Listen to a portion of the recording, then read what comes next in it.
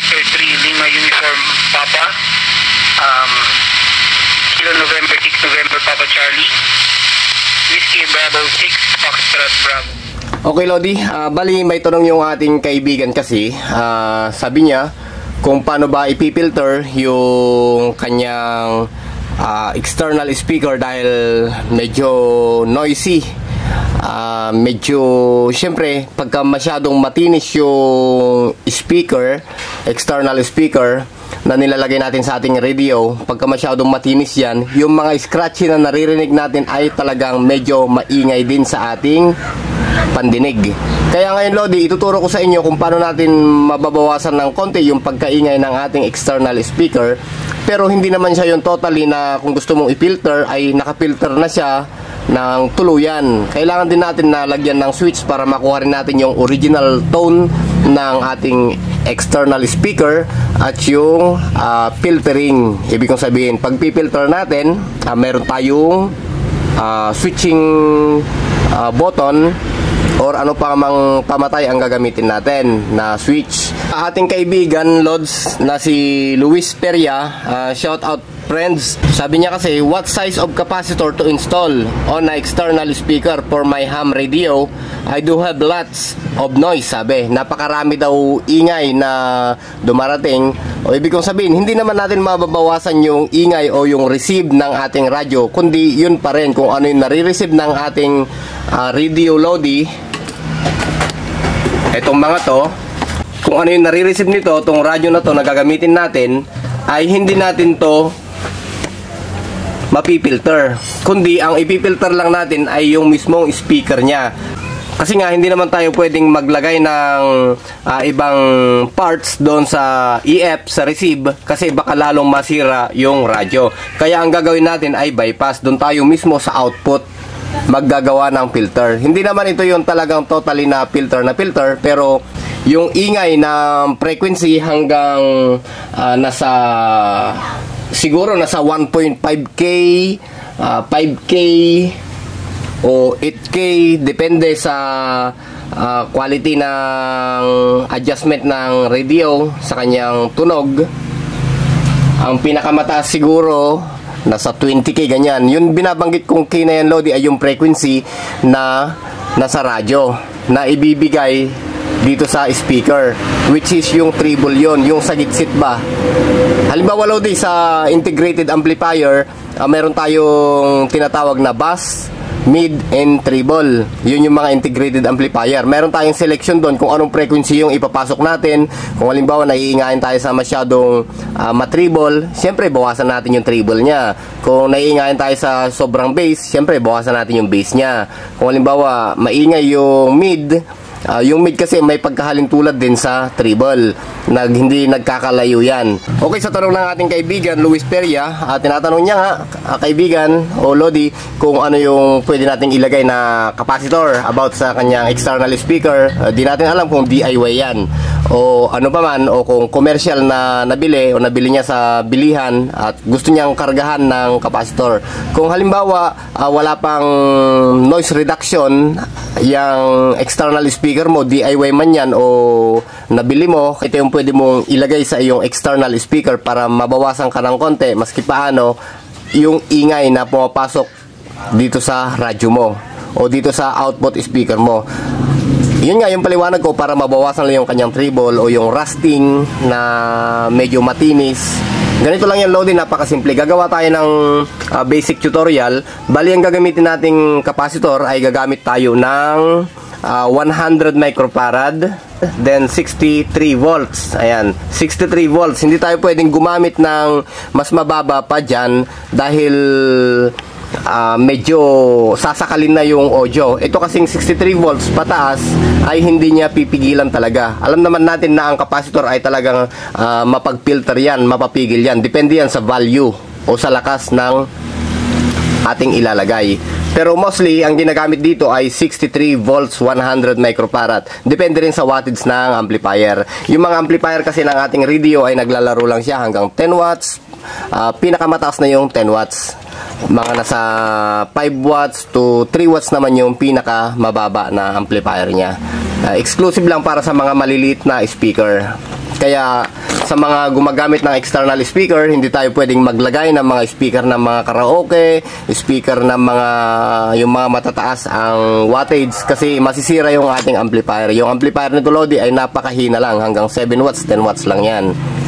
Okay, depende na yan sa gawa o pagkakalagay ng maximum power doon sa component sa loob. Okay, ngayon Lodi, ituturo ko sa inyo kung paano i-install. Bali, mayroon tayong 4 ohms 5 watts.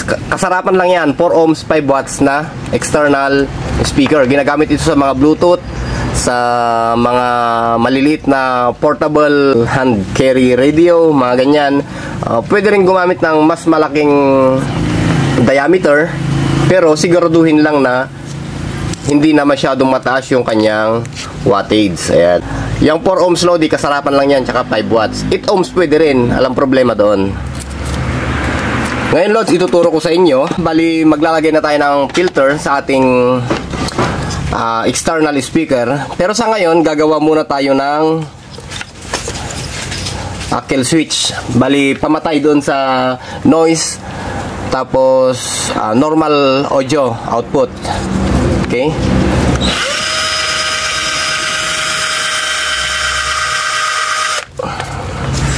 Medyo matigas yung plastic na nagamit natin.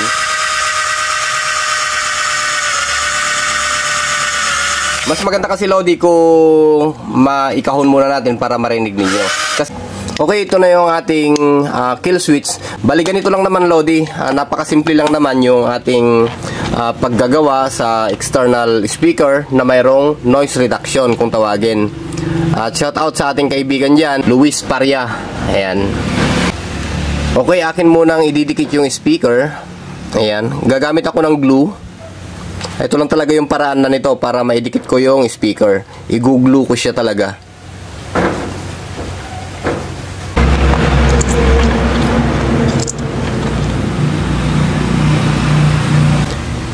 Yung mga sumobra ay pwede nating hawiin para hindi dumikit doon sa may edge ng speaker.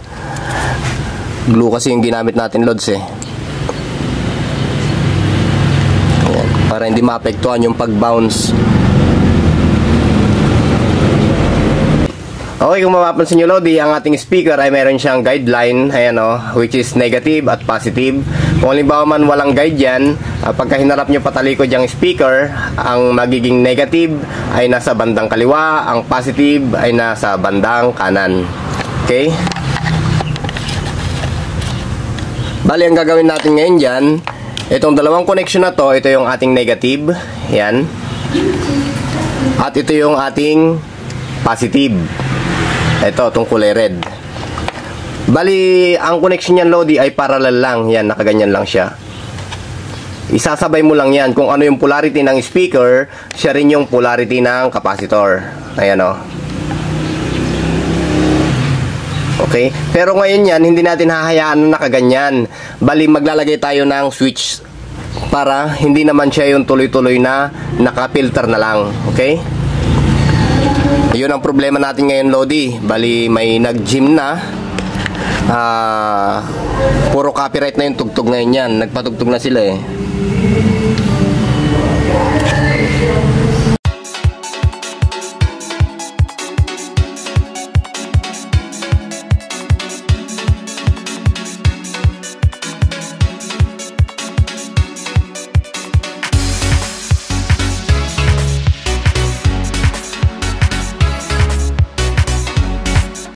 Okay Lodi, na iparal na natin ito, ating capacitor, yung filter capacitor. Ito na yung output ng ating radio base.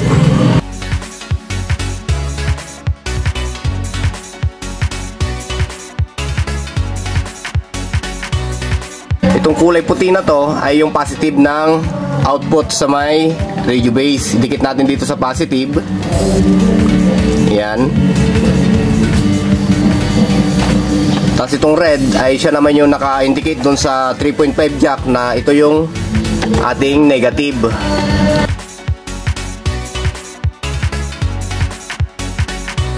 Ngayon Lods, kumpleto na yung ating connection, which is naka-parallel na yan.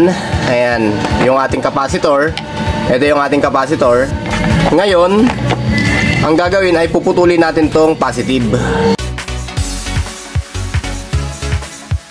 Napakadali nito, Lodi, parallel connection lang yan. Tsaka yung nakaparallel, lalagyan mo lang ng switch para mamatay yung pagka-filter ng ating external speaker. Kasi kung minsan pagka naka-filter na ganyan, pagka malayo ka, medyo hindi mo maririnig kasi yung sa gitsit, Lodi, ay nawawala. Pero hindi naman apektado sa radyo yan. Okay yan kasi mataas yung capacitor na ating inilagay. Okay? Ngayon, Lodi, gamitin natin yung switch. Kung ano man yung switch na ginamit nyo, ikabit natin dito ngayon. Ayan, medyo mahirap lang gamitin yung aking ginagamit na camera, Lodi, dahil nga kailangan pang i-focus yung kanyang lente bago natin makuha yung pinupuntusan.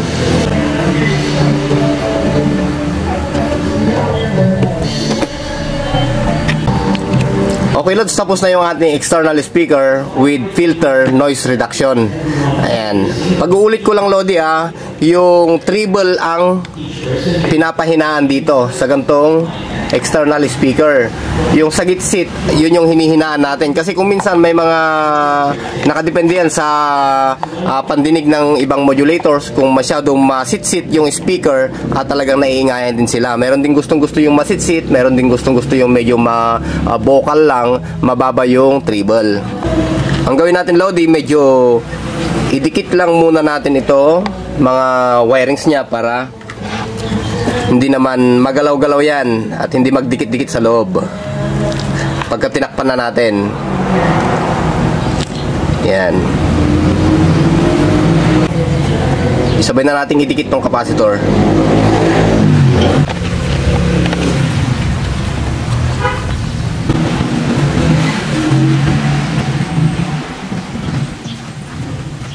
Okay na yun, no? Okay na, sabi ng tugtog eh. Saan na? Dito sa camera mamaya. May parang sa ikong lang. Hindi ko may bukas kanina eh.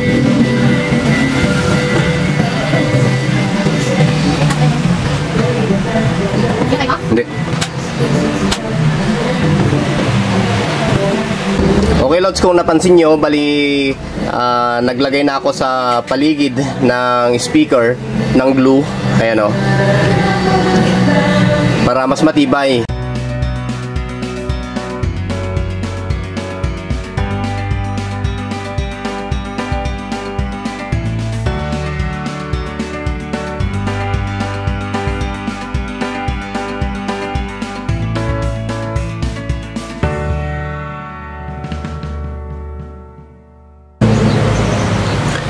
Ngayon, subukan natin, Lods, kung ubra ba yung ating DIY. Bali, check natin kung mayroon pang modulation dun sa frequency na iniwanan natin kanina.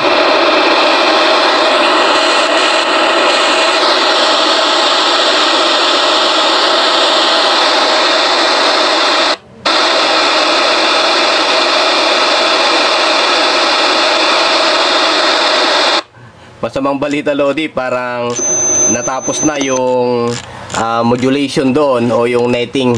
Maghanap ngayon tayo ng ito.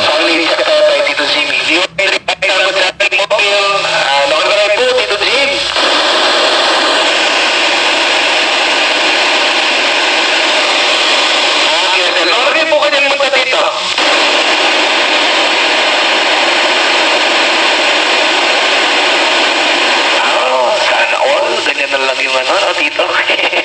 Sige, ingat po, Tito Jimmy. Okay po ito, Tito Jimmy.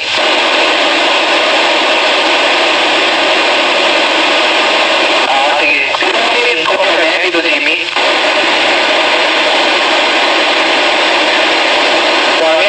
Tito Jimmy, bigla full skill ka ako natin 4 to 5. Kopya na mo kaya Tito Jimmy, dito rin nasa Florida Blanca na po yata. Yan yung naka-on, Lodi, na filter. Ito naman yung naka-off. Ayan. Ano, Tito, go ahead.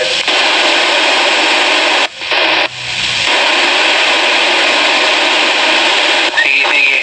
Setting po ka, no, Tito. Pasensya na po ka, no. Go ahead.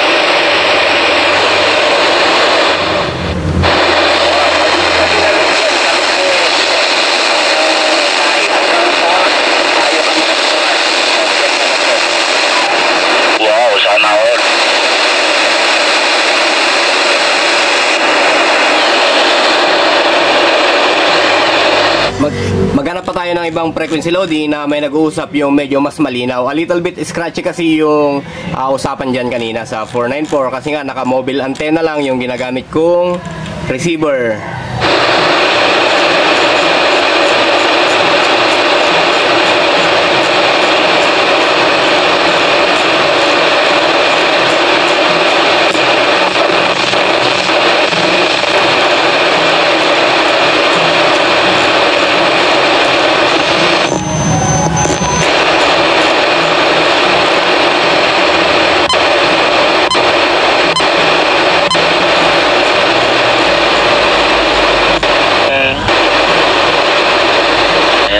Anymore. Tanghali na. Anymore. Good morning. Anymore. No more. Kung ano-ano pa.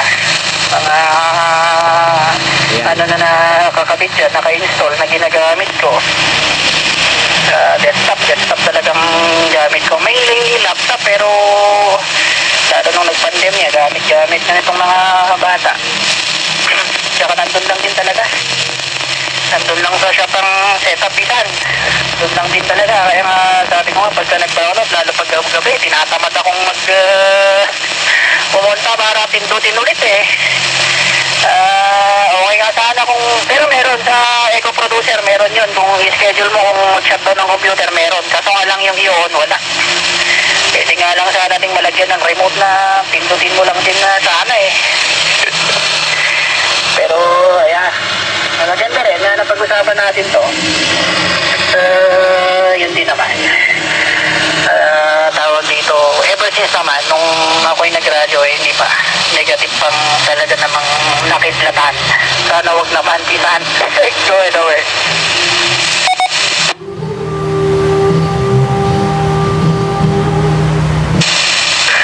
Ako rin naman, di pa ako nakaranas madali antena. Di pa nakikidlatan. Ito talaga anak ng Diyos eh. Parang ganon. Kaya dyan yata si Bitchel rin. Diyan! Napakayata. Nakakis lang eh. Before ATM with the group. Good.